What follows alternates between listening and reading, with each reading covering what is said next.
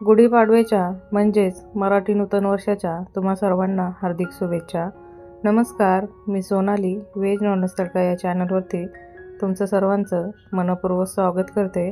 तर आज मी तुम्हाला गुढीपाडव्यानिमित्त व्हेज थाळी बनवून दाखवणार आहे। या संपूर्ण थाळीमध्ये 7 ते 8 पदार्थ बनवणार आहे।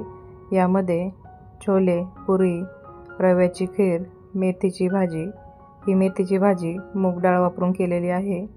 सध्या उन्हाळा चालू असल्यामुळे त्यासोबत काकडीची कोशिंबीर बनवणार आहे, कांदा भजी आणि डाळ भात बनवणार आहे। ही संपूर्ण थाळी बनवण्याकरता फक्त 1 ते 1.5 तास लागतो। त्यामुळे गुढीपाडव्याला नैवेद्यासाठी सुद्धा ही थाळी तुम्ही बनवू शकता। चला तर मग लगेचच रेसिपीला सुरुवात करूयात। इथे मी पाव किलो छोले रात्रभर पाण्यात भिजत ठेवले होते।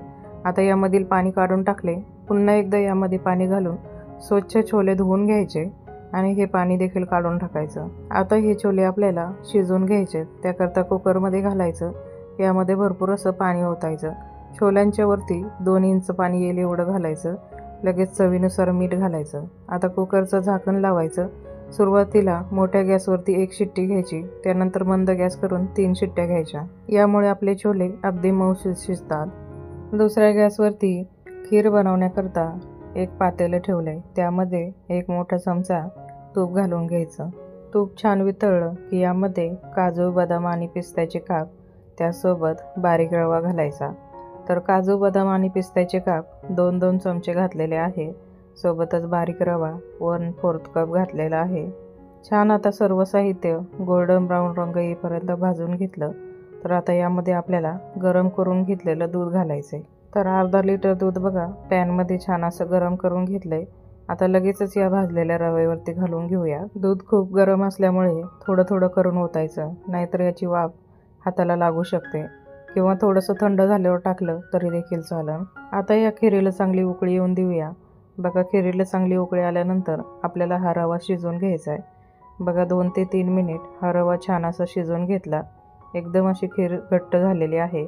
आता यामध्ये आपल्याला पाणी ॲड करायचे। तुम्हाला जर संपूर्ण खीर दुधामध्ये बनवायची असेल तर बनवू शकता।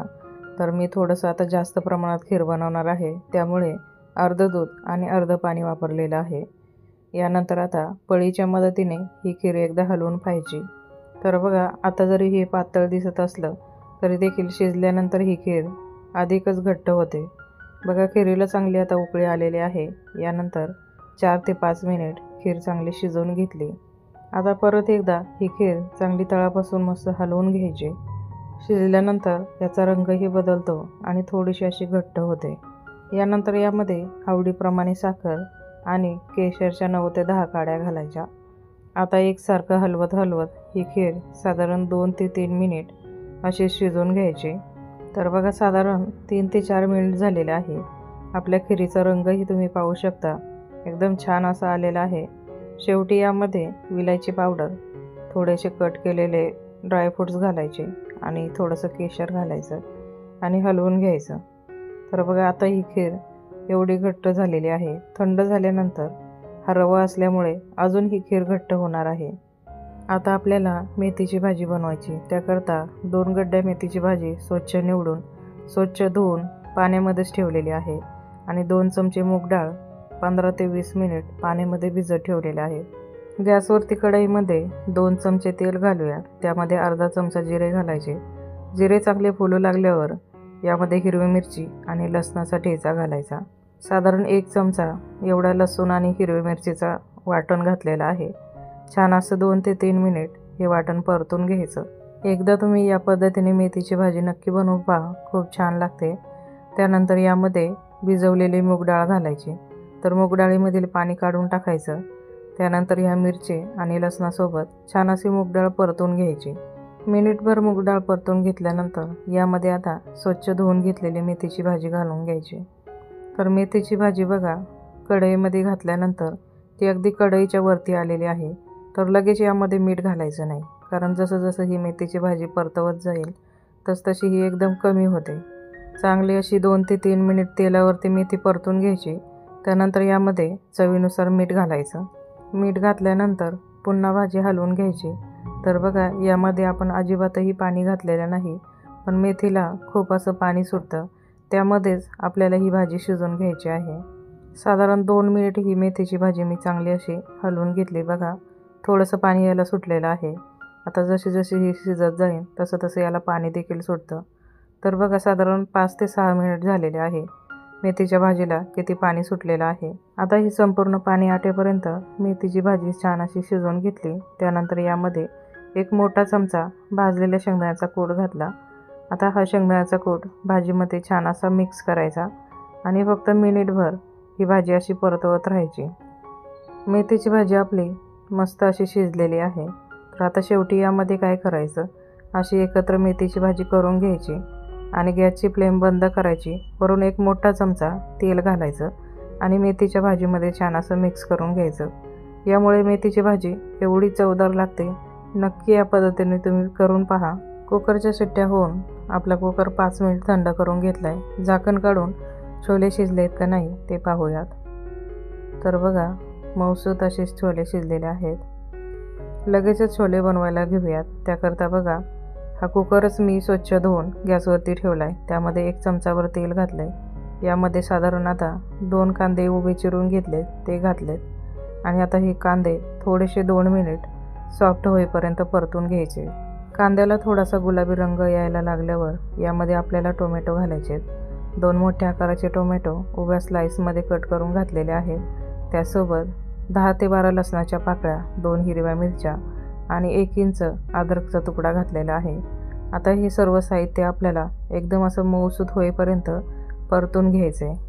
साधारण 4 ते 5 मिनिट झालेले आहे। टोमॅटो एकदम असा मऊसूत झालेला आहे आणि कांदा देखील एकदम मऊसूत झालेला आहे। आता हे सर्व साहित्य थोडंसं थंड करून मिक्सरच्या भांड्यात घालून प्युरी करून घेतलेली आहे। कांदा आणि टोमॅटो ज्या कुकरमध्ये परतून घेतला होता त्यामध्येच 2 चमचे तेल घातले, अर्धा चमचा जिरे, पाव चमचा हळद घातली, 1 मोठा चमचा काश्मीरी लाल तिखट, 1 मोठा चमचा छोले मसाला, अर्धा चमचा धना पावडर आणि थोडीशी कापलेली कोथिंबीर घातलेली आहे।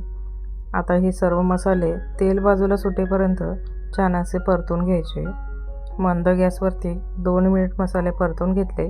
त्यानंतर यामध्ये बनवलेली टोमॅटो आणि कांद्याची प्युरी घालायची। आता ही कांदा आणि टोमॅटोची प्युरी या मसाल्यांसोबत 4 ते 5 मिनिट परतून घ्यायची। साधारण 4 ते 5 मिनिट ही टोमॅटो आणि कांद्याची प्युरी परतून घेतली। यामध्ये आता आपल्याला उकडलेले छोले घालायचे। तर ते छोले उकडलेले जे पाणी होतं ते संपूर्ण यामध्ये मी घालून घेतलं। लगेच यामध्ये चवीनुसार मीठ घालायचं। आता ही छोलेची भाजी एकदा हलवून घ्यायची। जर तुम्हाला पाण्याची गरज वाटत असेल तर तुम्ही एक्स्ट्रा पाणी घालू शकता। आता गॅसची फ्लेम मोठी केली आणि या भाजीला चांगली अशी उकळी येऊन देऊया। तर बघा या छोल्याच्या भाजीला चांगली उकळी आलेली आहे। आता मंद गॅसवरती 3 ते 4 मिनिट अशीच भाजी उकळत ठेवली होती। शेवटी बारीक कापलेली कोथिंबीर घालायची। आपली ही छोल्याची भाजी आता खाण्यासाठी तयार आहे। थंड झाल्यानंतर बघा ही अजून घट्ट होणार आहे, त्यामुळे जास्त आटवायची नाही। ही भाजी आपल्याला पुरीसोबत खायची आहे, त्यामुळे थोडीशी ग्रेव्ही यामध्ये छान लागते। यानंतर आता काकडीची कोशिंबीर बनवण्याकरता 1 कांदा, 1 टोमॅटो छान असा बारीक कट करून घेतलाय, मूठभर कोथिंबीर बारीक कापून घेतली आणि 1 मोठ्या आकाराची काकडी साल काढून एकदम अशी बारीक कापून घेतलेली आहे। 2 हिरव्या मिरच्या कट करून घेतलेल्या आहे। जर तुम्हाला जास्त तिखट नको हवी असेल तर 1च मिरची घालू शकता। यानंतर अर्धा चमचा साखर आणि पाव चमचा एवढं मीठ घालायचं। आता घट्टसर असं दही घालायचं। तर साधारण 3 चमचे एवढं मी दही घालणार आहे। हे मी घरीच बनवलेलं दही घातलेलं आहे। तुम्हाला जर रेडीमेड घालायचं असेल तर तुम्ही घालू शकता। कोशिंबीरमध्ये जास्त आंबट दही घालायचं नाही, एकदम ताजं आणि फ्रेश दही घालायचं, म्हणजे ते चांगलं लागतं। आणि एकदम पातळ दही घालायचं नाही, पातळ दही घातलं तर कोशिंबीरसुद्धा पातळ होते। आता सर्व साहित्य मिक्स करून घेतलं। आता ही कोशिंबीर आपण फ्रीजमध्ये ठेवूयात। यानंतर आता आपल्याला डाळ भाताचा कुकर लावायचा आहे। त्याकरता कुकरच्या एका डब्यामध्ये मूग डाळ आणि दुसऱ्या डब्यामध्ये भाताचं तांदूळ घातलंय, ते स्वच्छ धुवून घेतलं आणि भातामध्ये चवीनुसार मीठ घातलंय आणि शिजण्याकरता दोन्हींमध्ये पाणी घातलंय। दोन्ही डबे कुकरमध्ये घालून कुकरचं झाकण लावून डाळ भात शिजवून घेऊयात। आता इकडे आपल्याला पुरीचं पीठ मळायचे। त्याकरता 2 ते 3 वाट्या गव्हाचं पीठ या बाउलमध्ये घेतलेलं आहे।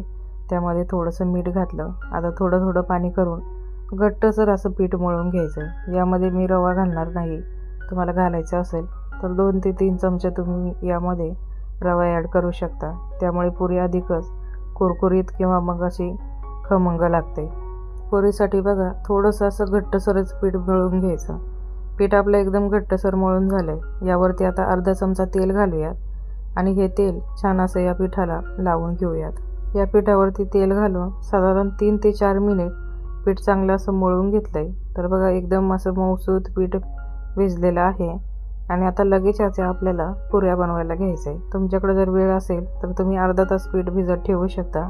तर बघा लिंबा एवढा गोळा हातावरती घेऊन गोल गोल बनवून थोडासा प्रेस करून घेतला आहे. आता गव्हाच्या कोरड्या पिठामध्ये घोळून याची पुरी लाटून घेऊयात. या पुरीला जर तुम्हाला गव्हाचं पीठ नसेल लावायचं तर तुम्ही तेलामध्ये सुद्धा लाटू शकता. तेलामध्ये सुद्धा छान लाटता येते.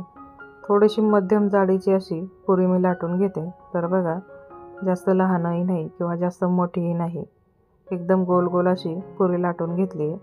आता अजून एक पुरी अशीच लाटून घेऊयात.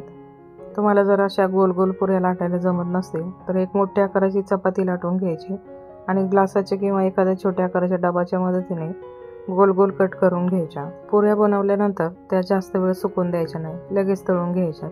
त्याकरता मी पहिलंच गॅसवरती तेल गरम करून घेतलं आहे. लगेच यामध्ये पुरी सोडली. तर बघा टम्म अशी पुरी फुललेली आहे. तर अगदी 1 ते 1.5 मिनिटात पुरी पलटून घ्यायची आणि दुसऱ्या साईडने देखील अशी गोल्डन ब्राऊन रंग येईपर्यंत तळून घ्यायची. यानंतर आता उरलेल्या सर्व पुऱ्या मी एकीकडे बनवणार आहे आणि दुसरीकडे लगेचच तळून घेणार आहे. तर बघा कशी मस्त गुपगुपीत टम्म फुललेली आहे. आता सेम पद्धतीने दुसरी एक पुरी आपण तळून घेऊया. बघा तेलात सोडल्यानंतर अगदी कडेपर्यंत टम्म अशी फुलते. साधारण 1 ते 1.5 मिनिटात लगेच ही पुरी पलटून घ्यायची. एकदम पुरी अशी कडेपर्यंत टम्म फुलली की कडेने ती कच्ची राहते. त्यामुळे थोडीशी झाऱ्याच्या मदतीने अशी प्रेस करायची आणि छान अशी कडेपर्यंत तळून घ्यायची. बघा ही देखील पुरी तळून झाली, काढून घेऊयात. उरलेल्या पुऱ्या मी जेवण करण्या अगोदर गरम गरम बनवणार आहे. तर आता आपल्याला कांदा भजी बनवायची. त्याकरता एका बाउलमध्ये 2 कप एवढं बेसन पीठ घेतलं आहे. त्यामध्ये चवीनुसार मीठ आणि 1 चमचा हिरवी मिरची आणि लसणाचा ठेचा घातला आहे. यामध्ये आता 2 मध्यम आकाराचे कांदे कापून घेतलेत, मूठभर कोथिंबीर आणि 3 ते 4 हिरव्या मिरच्या कट करून घेतल्यात. हे सर्व साहित्य या बाउलमध्ये घालून घ्यायचं. 1 मोठा चमचा ओवा हातावरती घेऊन छान असा चुरून घ्यायचा आणि यावरती घालून घ्यायचा. यानंतर रंगासाठी पाव चमचा हळद घालायची. यानंतर यामध्ये चिमूटभर सोडा घालायचा, जास्तही नाही, थोडासाच घालायचा. आता पाणी न घालता सुरुवातीला असं कुस्करून घ्यायचं. त्यामुळे जो कांदा आपण कापून घेतला होता त्याच्या पाकळ्या अगदी वेगवेगळ्या होतात. तर बघा सुरुवातीलाच पाणी न घालता या बेसन पिठामध्ये हे सर्व साहित्य छान असं मिक्स करून घ्यायचं. त्यानंतर आता जसं लागन तसं पाणी घालायचं आणि घट्टसर असं पीठ भिजवून घ्यायचं. एकदम पातळ नाही किंवा एकदम घट्ट नाही, आपल्याला व्यवस्थित भजी सोडता येतील असं हे बॅटर बनवून घ्यायचं. तर बघा या पद्धतीने आपण आत्ताच पुऱ्या तळून घेतल्यात, त्यामुळे तेल छान गरम आहे. लगेचच आता भजी बनवून घेऊयात. आपल्याला ज्या आकाराची भजी बनवायचे तेवढं बॅटर हातावरती घेऊन तेलामध्ये सोडायचं. तर बघा हे तेल आहे ना, कमी गॅसवरती मी तसंच गरम करत ठेवलं होतं, त्यामुळे थोडंसं जास्त गरम झालं आहे. परंतु आता पटापट यामध्ये भजी सोडून घेऊयात, म्हणजे तेलाचं टेम्परेचर कमी होईल. तेलात भजी सोडताना जर हाताला पीठ चिटकत असेल तर थोडासा पाण्याचा हात घ्यायचा. तर मी इथे जास्त मोठेही नाही किंवा जास्त छोटेही नाही, मध्यम आकाराची अशी भजी सोडून घेते. एका बाजूने साधारण 2 मिनिट ही भजी तळून घेतली. त्यानंतर आता झाराच्या मदतीने भजी सर्व अशी उलटपालट करायची. त्यामुळे सर्व बाजूने भजी एकसारखी तळली जातात. सुरुवातीला गॅसची फ्लेम मी मोठी केली होती. भजी तेलात सोडल्यानंतर गॅसची फ्लेम मध्यम किंवा मग लो ठेवायची आणि छान अशी भजी तळून घ्यायची. साधारण एक बॅच तळण्याकरता 7 ते 8 मिनिट लागतात. मस्त अशी गोल्डन ब्राऊन रंगावरती भजी तळून घेतली. तर आता लगेचच काढून घेऊयात.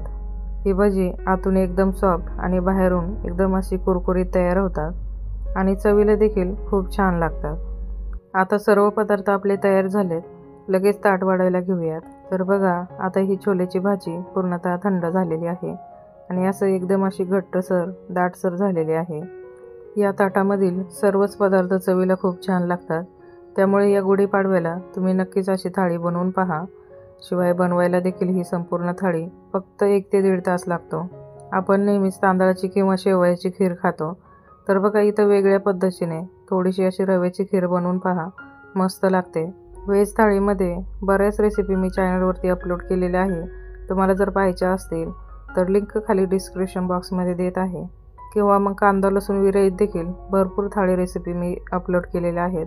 रेसिपी आवडली असेल तर एक लाईक नक्की करा आणि जर चॅनलवरती नवीन असाल तर चॅनलला सबस्क्राईब नक्की करा. परत भेटूयात अशाच एका नवीन रेसिपीसोबत. तोपर्यंत धन्यवाद.